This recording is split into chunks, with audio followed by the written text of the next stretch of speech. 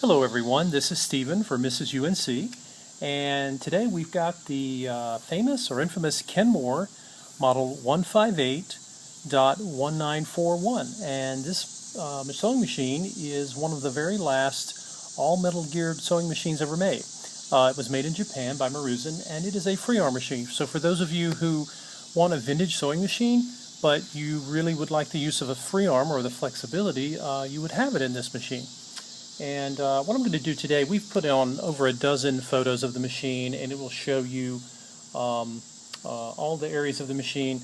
The machine's in excellent performing condition. It's got a few scratches, which you can see in the photos. The main reason we wanted to make the video was so you could hear the machine run and listen to it sew. So we'll get right to it. We will be including the stitch sample for you, and this is the sample you see in the photo. I'm going to do a little bit more sewing here. One of the things you'll always want to do, by the way, is always have your needle up when you change stitch styles, because this needle moves from left, center, and to right.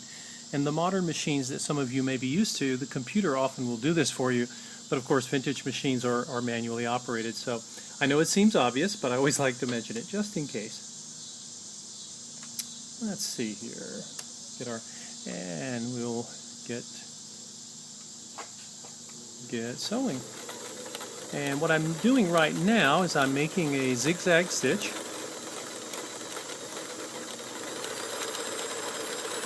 And this particular stitch, of course, is zigzag. You can adjust the width and the length, and now I'll go back in reverse so you can see her, you hear her humming nicely in reverse there. You will have, the winning bidder will receive a PDF copy of the owner's manual. Highly recommend reading the manual. It's particularly helpful when you're setting your stitch styles. The more styles you have to set, the more you'll want to check the manual for. So let's switch over and we'll try. It's an interesting, this machine, by the way, is one of the few vintage machines that will actually do a stretch stitch for those of you who sew with knits, or maybe you just want some more room for that stitch to move. And that is, this is called a smocking stitch, and I'm going to demonstrate that for you.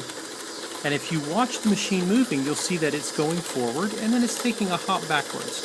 And not all vintage machines do stretch stitching, but this one does. And I'm going, sort of a medium to low speed so you can see it operate. But and then right. Now what I'm going to do is I'm going to change fabrics for you guys. And I've got a white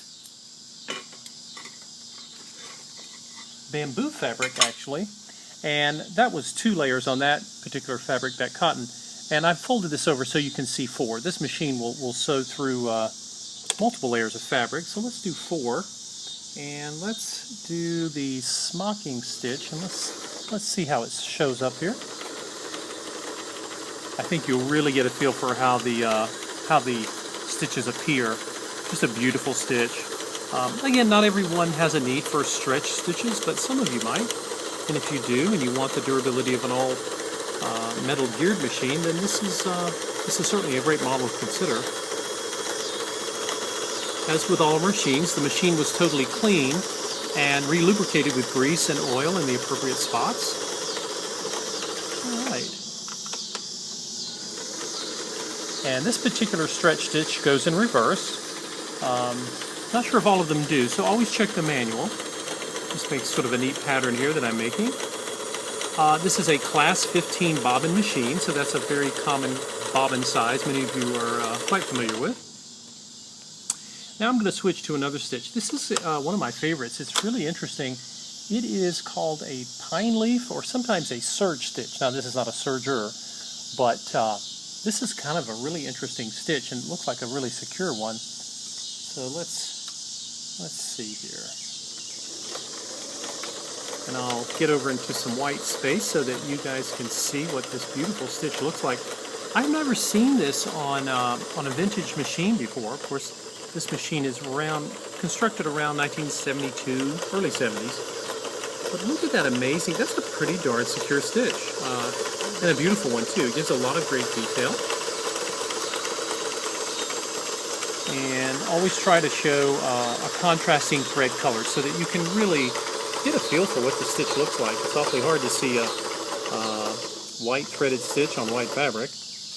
And let's see, one more. We've shown you the straight stitch, I believe. Let's go do a classic zigzag.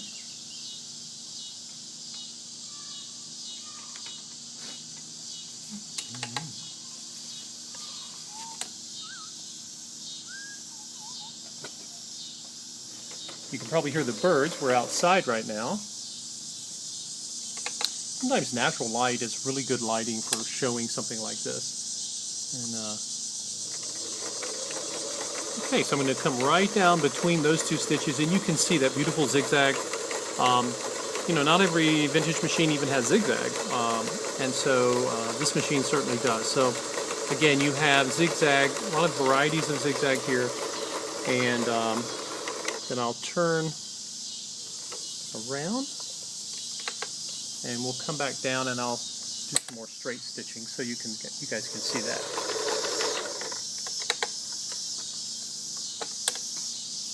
Okay. Let's go to straight stitch. Whoops. Let's try that. Now we've got a straight stitch. Now right now, what you're seeing is a straight stitch, but in the stretch version, and that's because I have the lever over onto the white dot. And I want you to hear it run. It's always really smooth. And again, this is for your knit fabrics or a fabric where you think you're going to anticipate some stretching. And now I'm going to switch over and we'll just do traditional straight stitch. And then you can see it running beautifully. And I'll go in reverse again for those of you who want to see it reversing. And let's give it a little more gas. I've been going so you could a little slower. I want you guys to see this running and see that she does in fact go in. Let's see, let's try. I'll fold it again so that we should get 8, wait, let's take it out. We'll do 8 layers.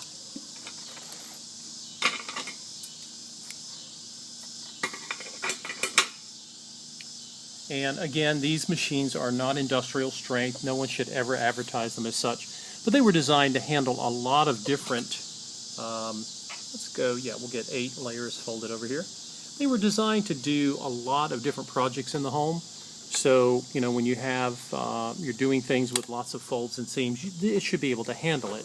But again, this is not something that you would use on thick leathers or anything like that for extended periods. It just wasn't designed for it. And you can see it is sewing just fine through 8 layers. And again, we put lots of nice photos on our eBay listings, but sometimes it's just nice to see the machine stitch. So again, this is the Kenmore model 158.1941, very similar to the 1940 model that we sold. And I'm going to narrow the stitch length and let you see the little baby stitches it does. And full reverse, again, this is 8 layers of fabric, and it doesn't miss a beat. Let's change our width there a little bit. Now, what I've done is I've really narrowed the stitch length. I'm going to give it some gas, and you can see that beautiful, tight, very narrow stitch. And there you go. So please check the listing for everything that is included, and along with the photos, please look at them. And good luck in your bidding. We appreciate it. Thank you.